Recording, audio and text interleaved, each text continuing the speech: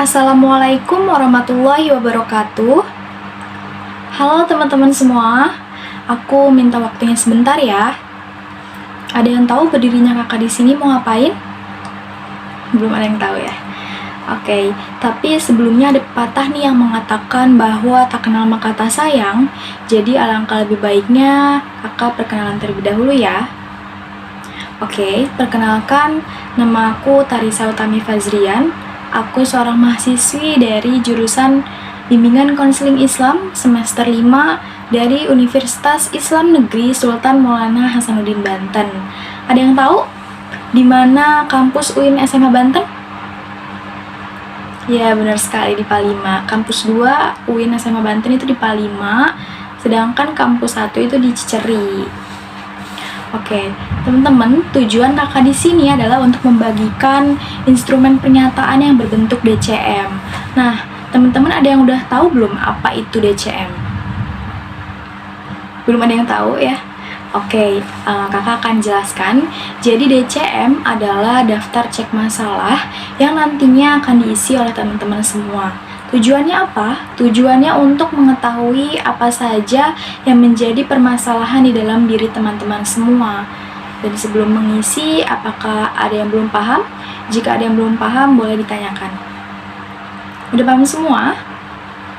Oke, paham semua ya. Oke, sebelumnya teman-teman kakak meminta untuk menyiapkan alat tulisnya terlebih dahulu.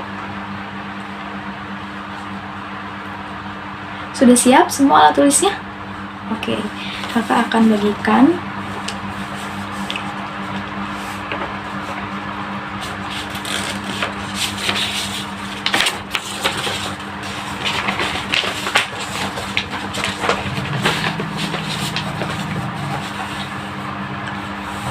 Sudah kebagian semua?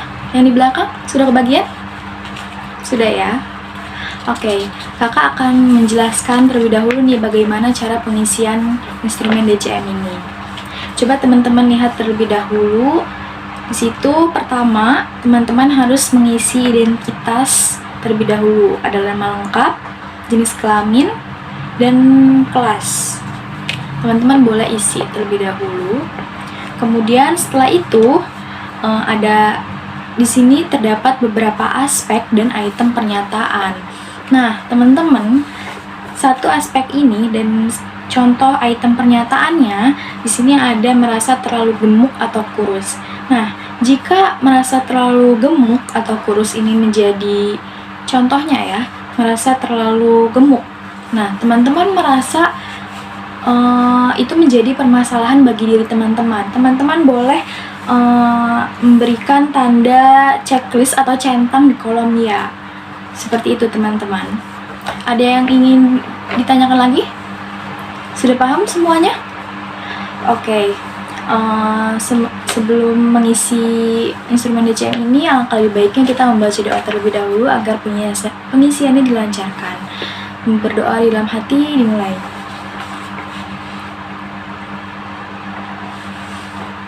Berdoa selesai. Silakan teman-teman dikerjakan. Selamat mengerjakan. Gimana teman-teman, sudah selesai? Sudah selesai mengisinya?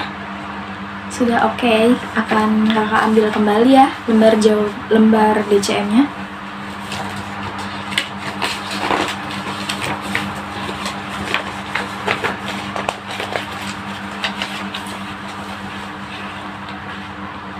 Oke, teman-teman, dari hasil DCM ini yang sudah kalian isi akan dibuatkan program layanan BK dan semoga bisa membantu permasalahan yang ada pada diri teman-teman semua. Kakak mau mengucapkan terima kasih banyak atas perhatian dan kerjasamanya. Mohon maaf mengganggu waktu teman-teman semua. Cukup sekian dari kakak, kurang lebihnya mohon maaf. Wabillahi taufiq wal hidayah. Wassalamualaikum warahmatullahi wabarakatuh. Baik, di sini saya akan menjelaskan bagaimana cara pengolahan DCM atau daftar cek masalah. Nah, di pertama ini ada instrumen DCM-nya, ada petunjuk pengisian, Bacalah doa sebelum mengisi kuesioner ini. Isilah identitas dengan lengkap. Isilah dengan memberi tanda centang pada kolom ya atau tidak dalam kolom jawaban yang sesuai dengan keadaan diri Anda. Kemudian, ada identitas yang harus diisi seperti nama, jenis kelamin, dan kelas. Dan di sini saya memberikan 10 aspek dan 5 item pernyataan per aspeknya. Contohnya di sini, yang pertama ada aspek kesehatan. Item pernyataannya: mudah lelah, sering mengantuk saat beraktivitas, sering kurang atau tidak dapat tidur, pernah dioperasi, merasa terlalu gemuk atau kurus. Itu adalah instrumen DCM-nya. Kemudian, selanjutnya saya akan menjelaskan tentang bagaimana cara pengolahan analisis hasil data individualnya. Yang pertama adalah respondennya harus ditulis dan harus diinisialkan. Di sini contohnya yang sudah mengisi Google Form yang sudah saya berikan berinisial T. Kemudian dibuat kolom bidang masalah dan jenis masalah. Yang kolom kedua ada angket masalah, nomor masalah, jumlah, persen, predikat, dan keterangan. Contohnya yang pertama di aspek kesehatan, nomor masalah di responden yang berinisial T ini adalah 1, 3, dan 5. Jumlah nomor masalahnya ini ada 3. Kemudian persennya ini kenapa bisa 60%? Karena dari rumus. Nah, rumusnya adalah NM per N dikali 100%. Seperti itu. Jadi hasilnya atau jawabannya adalah 60%. Kemudian predikatnya adalah sangat bermasalah. Jadi seterusnya sampai aspek muda-mudi diisi seperti itu. Kesimpulan dari responden yang berinisial T dari hasil DCM di atas dapat disimpulkan bahwa T dikategorikan sangat bermasalah dalam aspek kesehatan, dalam aspek sosial, belajar, dan muda-mudi dikategorikan bermasalah, kemudian dalam aspek karir, kehidupan keluarga, ekonomi, rekreasi, dan hobi dikategorikan cukup bermasalah, sedangkan dalam aspek kehidupan beragama dan penyesuaian terhadap sekolah dikategorikan tidak bermasalah. Nah, selanjutnya ada hasil data analisis per item pernyataan masalah pada DCM. Nah, di sini ada aspek pernyataan, nomor item pernyataan, nama responden yang bermasalah, jumlah responden yang bermasalah atau MM, jumlah keseluruhan responden atau N, persen, predikat, dan keterangan. Nah, contohnya di aspek kesehatan, nomor item pernyataan yang pertama, nama responden yang bermasalah, di sini ada yang berinisial T dan M. Jumlah responden yang bermasalah ini ada 2, yang berinisial T dan M ini jumlahnya ada 2. Kemudian jumlah keseluruhan responden yang saya memberikan Google Form saya kepada 5 orang responden. Kemudian persen ini 40%, predikat D, dan keterangannya bermasalah. Seperti itu sampai aspek muda-mudi. Diisi sama ya teman-teman. Kemudian mengkonversi prestasi masalah ke standar scale dan predikat nilai ABCDE. Ini ada ketentuannya. Jadi di sini 0% ini tidak bermasalah, 1 sampai 10% sedikit bermasalah, 11 sampai 25% cukup bermasalah, 26% sampai 50% bermasalah, 51 sampai 100% ini sangat bermasalah, teman-teman. Seperti itu ya. Selanjutnya adalah analisis per aspek masalah. Nah, ini dibuatkan lagi seperti ini tabelnya. Kemudian contohnya nih, di aspek kesehatan yang pertama, ini ada N. N ini adalah jumlah semua pernyataan, ada 5 jumlahnya. Kemudian M adalah jumlah semua responden, juga ada 5 responden. Kemudian NM adalah pernyataan terberat. ada satu pernyataan terberat dalam aspek kesehatan. Kemudian ada MN, responden di pernyataan terberat, ini ada 3, dan persen. Nah, rumus persen di hasil analisis per aspek masalah adalah NM dikali MN dibagi N dikali M dikali 100%.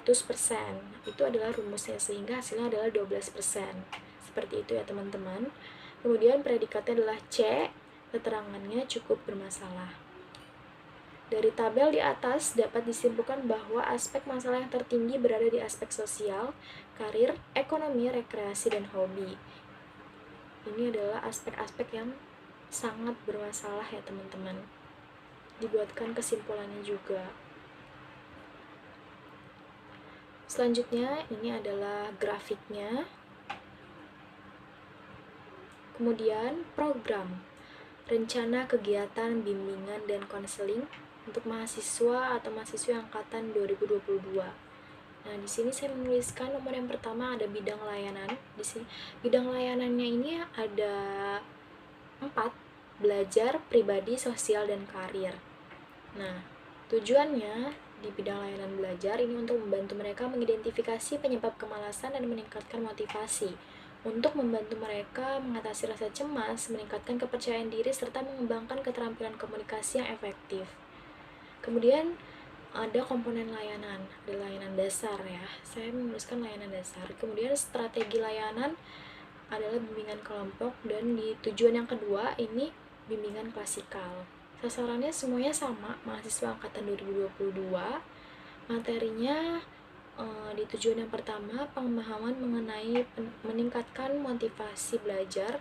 Di tujuan yang kedua materinya yang akan diberikan teknik meningkatkan kepercayaan diri. Metode yang akan digunakan di tujuan yang pertama adalah role playing atau bermain peran psikodrama, sedangkan di tujuan yang kedua adalah diskusi dan tanya jawab. Kemudian media yang akan digunakan di tujuan yang pertama ada aksesoris, kostum, dan lain, dan evaluasinya adalah Lejapen. Dan media di tujuan layanan yang kedua adalah laptop, infocus, PPT, dan evaluasinya adalah Leiseg. Bisa teman-teman pahami? Seperti itu ya teman-teman, contoh dari program atau rencana kegiatan bimbingan konseling yang akan dilakukan. Selanjutnya adalah RPL, rencana pelaksanaan layanan bimbingan kelompok. Bimbingan kelompok adalah layanan yang akan dibuat nantinya. Ini pada semester ganjil tahun akademik 2024-2025. Di sini saya menuliskan komponen layanannya layanan dasar, bidang layanannya belajar, fungsi layanannya untuk memberikan pemahaman kepada para mahasiswa tentang meningkatkan motivasi belajar, tujuannya untuk membantu mereka mengidentifikasi penyebab kemalasan dan meningkatkan motivasi, topiknya pemahaman mengenai meningkatkan motivasi belajar, dan sasarannya mahasiswa angkatan 2022. Metode dan teknik yang tadi di program adalah role playing atau bermain peran. Waktunya 1x40 menit, media atau alatnya aksesoris, kostum, dan lain-lain. Tanggal pelaksanaan 25 November 2024. Sumber bacaannya buku yang ditulis oleh Bapak Praitno. Nah, kemudian ada uraian kegiatan. Ada tahap awal. Di tahap awal ini ada pernyataan tujuan. Konselor menyapa dan membuat suasana yang hangat, seperti menyapa agar mahasiswa ini bersemangat atau memberikan attending terlebih dahulu, menanyakan kabar, serta berdoa sebelum kegiatan dimulai. Kemudian memperkenalkan diri. Konselor ini memperkenalkan diri dan memberikan kesempatan kepada anggota kelompoknya untuk berkenalan dengan metode permainan. Setiap anggota diminta menyebutkan nama lengkap dan asal dari mana, dan hal ini dilakukan bergiliran. Ini sebagai salah satu contoh ya teman-teman. Konselor akan menyebutkan nama-nama ulang anggota kelompoknya. Seperti itu di tahap awal pernyataan tujuan. Kemudian penjelasan tentang langkah-langkah kegiatan kelompok atau penstrukturan. Nah, konselor ini menjelaskan proses pelaksanaan bimbingan kelompok, menjelaskan pengertian, tujuan, fungsi, asas-asas, dan menjelaskan seluruh rangkaian dalam penstrukturan. Kemudian ada tahap peralihan atau transisi. Ini bisa dilakukan dengan bermain games ya teman-teman. Kemudian guru atau konselor menanyakan kepada mahasiswa yang belum mengerti. Nah, konselor menjelaskan kembali kegiatan bimbingan kelompok kepada anggotanya. Konselor menanyakan kesiapan, apakah anggota kelompok ini sudah siap atau belum terkait bimbingan kelompok yang akan dilakukannya. Kemudian konselor memberikan topik tugas kepada anggota kelompok. Selanjutnya ada yang kedua itu tahap inti atau kerja. Nah, proses atau kegiatan yang dialami peserta didik dalam suatu kegiatan bimbingan berdasarkan teknis tertentu. Guru atau konselor ini menentukan topik yang akan dibahas, yaitu pemahaman mengenai bagaimana cara meningkatkan motivasi belajar, menjelaskan mengapa topik tersebut sangat penting untuk dikupas tuntas sampai selesai.